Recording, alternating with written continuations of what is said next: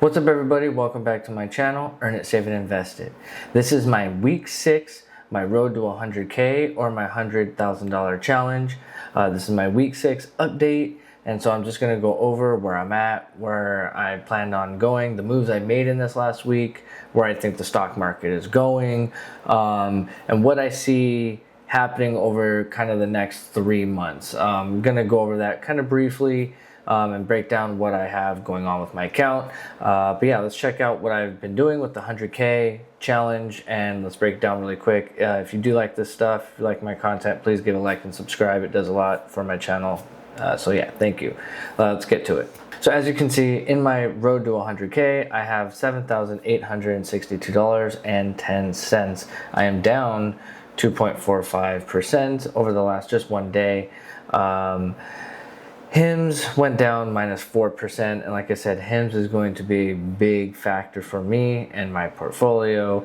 TQQQ, Nike, Celsius, Meta, Fubo, Amazon, EA, and SMCI. So they're all doing fairly well, but they did have a bad kind of week recently. I did buy Fubo last week. I was unable to get my order in time, so it actually just stayed in over the weekend, and it got placed Monday morning when I was still asleep, I think. Or no, I was actually working. I was up at 4:30, but I was just doing stuff. So it just placed the order, 363, and then I also got SMCI, which is Super Microcomputer Inc., for 48, and then I got 8 more Fubo at 336 for about 26. So in total it's about $100. Now that's because I used 2 weeks worth of buying power, right? I basically am going to be buying $50 per week, and so $100 for the 2 weeks is what I spent, even though I purchased all of this week. I meant to buy, those 7 shares of Fubo the week before, but it was a short week with 4th of July. So that's what I bought recently. Over the last week, my beginning value was $7,985. I put in $50 like I do every single week. My investment change, though, through all my stocks was negative $172.92. So that puts me at where I'm at, a little over $7,800. My rate of return is negative 2.5%, which is clearly worse than the indexes. Again, it's okay. It's short-term stuff. When the market kind of goes down, I'm going to probably swing a little bit more down because of the stocks that I'm currently in. And when the market starts to go up and swing up, then I'm probably going to swing higher to the upside as well because of the stocks that I have picked. So this last week, the market didn't go very well. Obviously, it wasn't too crazy down, right? The NASDAQ was less than, it was minus 0.07%. So it's not that much, but I'm still down tremendously more, significantly more. But that's okay because it's a long-term game. As you can see, I started out with $7,354 after week 1, 2, 3, 4, 5, 6, right? This is where I'm supposed to end up. So in week 6, I'm supposed to have $7,812.99. Again, this is if we go down the whole list, it'll show you, week 520, right? Because that's going to be 10 years. This is a 10-year challenge, even though I'm going to try to make it before 10 years, of course. If I do 520 weeks, I should be able to turn the 7,000 into 100,000. And this is just kind of where I'm at. I'm keeping track of every week where my portfolio balance should be if I'm on track to make that 100K, and then where my actual portfolio balance is, right?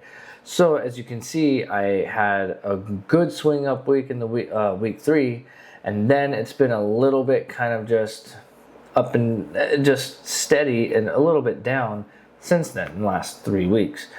But nonetheless, I'm still ahead of where I should be in terms of my my goal. So I'm up about $50 almost exactly. So I'm okay with that, but I just have to keep being consistent, keep doing it. So again, here's my my portfolio. Here's all my holdings. SMCI, I did add to it. I was reading a little bit about it. I was looking into some of the numbers, and I felt like it was going to be a good play. I almost had instant regret because as I started digging deeper into it, I started finding something that I wasn't very happy about. And that kind of got me a little weary. And so I started digging a little deeper, and I'm like, okay, you know what? I think I might have made a mistake, and I think I might want to sell my share already. Now, the thing is, it's only one share. It's $50, but that's a week worth of my buying power that I gave up. Now I'm up 2%. So it's not like, oh my God, I lost money. No, I still went up 2%. If I sell it and I put that money into something else, that's fine. But this is where they're at. Their PE is not too bad. It's 23. The earnings per share is 2. If you look at some of the analysts and their articles and stuff like that, it seems to be fairly on the buy side, right? There's a couple hold. You have one strong sell, and then it's right next to a strong buy. And that's the stock market. You're always going to have crazy emotions, people telling you the exact opposites and trying to legitimize what they're saying. I was looking at the numbers though, and their income was really bad in this last quarter, and I'm sure that didn't help their stock price. And I'm comparing it even from whether it's the last quarter or their quarter from a year ago, still is significantly down. I didn't like that. That was one thing that I did not like, and I don't know exactly why I didn't see that before. Their operating expenses have gone up, obviously, not tremendously, but up about 50% in the last year and a half or so. And the biggest thing, though, to me was their margins. Their margin has been going down. Their GAAP, their GAAP gross margin percent, has been going down since quarter 1 of 2024 all the way down to this last quarter. I mean, it has gone down every single quarter almost. That is the one part that I did not notice. And there's just a couple of these numbers, and I'm starting to be like, you know what? This is not exactly a company I really want to start building, a real position. I don't want to just buy a stock, $50, and then, okay, I just hold it on forever. I do want to be buying real and building positions, right? Building actual positions. So SMCI might be out of it. I might be out of it here soon, but here's all of the different stocks that I am currently invested in this portfolio. This is since the beginning of when I started this, June 2nd. Now, obviously, some of these, I guess it's SMCI really, right? I didn't hold it. I just got it. So even though it says 19%, and since the beginning of when I started the challenge, that doesn't really, SMCI you can take out. All these other ones I have actually held starting from that point. So as you can see, like I said, HIMS has done significantly bad. It's down negative 15% since I started this challenge, yet I am up. Nike obviously helped by being 17%, almost 18%, right? Almost countering the HIMS. Nike, I have a decent amount into Nike, but the weight of it was still a lot different than HIMS, right? But that kind of saved me. Also, Celsius being up 18% and the TQQQ being up almost 17%, that really helped me as well. So those are helping me stay alive, with HIMS just kind of not doing well.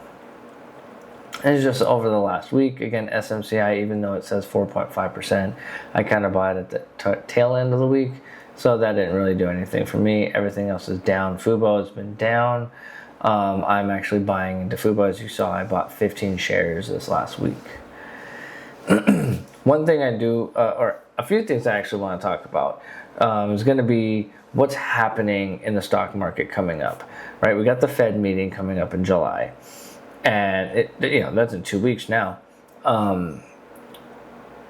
We're going to see what they're going to do. Everyone is expecting them to lower rates. Almost everybody is expecting them to lower rates, and if they do lower rates, that could be another boom for stocks. It could definitely be another boom for stocks. We have earnings coming up at the end of July as well. July 29, 30, 31. Like, we have some big companies: Verizon, Microsoft, Meta, Apple, Amazon. On the 23rd, we have Google, Tesla. 21st, we have Verizon. So we have a lot of these companies that are going to be reporting earnings here at the end of July too. And if we get rate cuts and good earnings with a decent guidance, that might be a real setup for a catapult, for stocks to just boom. But again, anything can happen. We do have the next set of reciprocal tariff adjustments will be effective on August 1st, right? Some already have been announced on July 7th. So August 1st, again, it's end of July is when we have the Fed meeting. We also have earnings. And then August 1st, we have tariffs, right? The last time we talked about tariffs, just a couple months ago, it sent all the stocks going straight down. So are we just going to ignore this talk of the tariffs? Are the earnings going to have tariff talk in them, right? We don't know. And this is stuff we just don't know yet, right? But we want to keep our mind on it. Here's a big thing that we also really want to keep our minds on. We are now in the extreme greed, in the fear and greed index. Now, typically, first of all, when you think of greed, that's just you, right? When greedy, you're like, okay, people are getting greedy. And when you think of fearful, both of them, greed and fear, kind of sound bad. But extreme greed is way worse in terms of when you want to be greedy. You want to be greedy when others are fearful, and be fearful when others are greedy. And right now we are in extreme greed. Now we just passed from greed into extreme greed, and this is just an indicator on CNN, and we're not going to take this into crazy account, but you still want to look at all these different indicators, and the fact that we're now moving up straight. From what we went from with the crash, the recent big crash, whatever you want to call it, we were in absolute extreme fear. Now we have swayed right all the way over to extreme greed. It is crazy. But you want to be a little bit fearful when others are greedy, right? What's interesting though is that we've had more people go bearish and less people go bullish on the AAII sentiment numbers. Interesting, right? We've gotten more greedy because it's also based on the stock prices and all of that, right? How greedy are people getting? How greedy are investors being? But then we have the AAII sentiment, and it says the bullish numbers have actually gone down in the last week. The bearish numbers have gone up. So, we'll see. This is the seasonality of the Qs, the QQQ, which is essentially the NASDAQ, right? This kind of tracks the NASDAQ. And as you can see, July and November are its best months, right? These are the months how it performs. And it is positive. It gets gains 90% of the times in July and November. That is amazing. 90% over the last 10 years. That's crazy. What I want you to look at is that after July, you get some of your worst months. You get 60, 30, and 50. The only other one is February, which is 36.4. Every other month is better than those 3 months. So, are we going to have a bad August is, of course, you look at August at 60%. The odds are more in favor of being good just because you have 6 out of 10 rather than 4 out of 10, right? September doesn't look too well, and October doesn't look too well. So we just have to, again, keep in mind of all these things, right? Last year we were up 1%, and the year before that we were down 1%, and the year before that we were down 5%. I would put my money on that in August we're going to be positive, just because of after having 2 down years, then we have 1 up year. I think we'll have another up year, but who knows how much, and who knows if it actually will be. But the next 3 months are some of the worst in total of the whole year. So it's going to be kind of interesting. Now, these are the cues, and if you've watched my other videos before, I've been talking about these triangles. Now, I call them triangles of opportunity. If you can really find that we are in this triangle, and if you understand that we're on this leg right here going down, then you can make a profit by buying into it and buying even as it's going up. It just, now it's hard to see if you're in one of these triangles and what's going on, but I knew as this was going on, I just wanted more cash so I could buy. And I was hearing people being fearful, and I said, no, you want to buy. But as I've said in my previous videos, after we get out of these triangles of opportunity, we kind of have this big boom, right? A big boost, right? This one, 168 days, and we went up a total of 20%. Let's actually start from all the way over here. So we have 77 days, and this was in 2020 after a big drop. We had 77 days of 28%. Then we had 56 days, 10%, 168 days, 20%, 174 days, 23%, 85 days, 7%. Now we're at, we're even less than that, but we're at about like 2.5% over the last 14 days. So to me, it seems like we still have a few more percentage points to go in the Qs, and it's going to be a little while. All of these have lasted, we got 85 days, 174 days, 168 days, 56 days, and 77 days. So it's averaging about between 75 to 150, kind of a range of how many days in between these triangles. Obviously, we had that one of 56, so and this one was 85. So eventually we are going to go back into a crash. All of this signifies at least a 10% or more drop, right? So eventually we're going to have another one. We're going to have another triangle of opportunity. This is when you got to get your cash out. But when is that going to happen again? To me, it's going to happen, I would say, in the next 60 days to 100 days, 60 to 130 days, something like that, which is about 2 to 4 months, I think. So I think we can, no matter what, I think we're going to go up a few percentage points over this time, and I think there's still going to be some downtime, we're going to kind of go up and down a little bit, but I think at the end of the day, we're going to have a nice little run here. The thing that does scare me is the seasonality of the Qs, right? It typically does not like to run at this time of year. But maybe it's one of those times, right? It's not that it didn't say 0%, right? I think September had 30%. It wasn't 0, it was 30%. Maybe we're that part of the 30% this year. So, that's the update on my road to 100,000, my $100,000 challenge. It's week 6. I am above my goal, not by much though. I have had a few weeks, the last few weeks have been a little bit rough on me in terms of the performance of some of the stocks I have, but that's totally fine. I'm just going to keep buying into more stocks that I feel very comfortable with.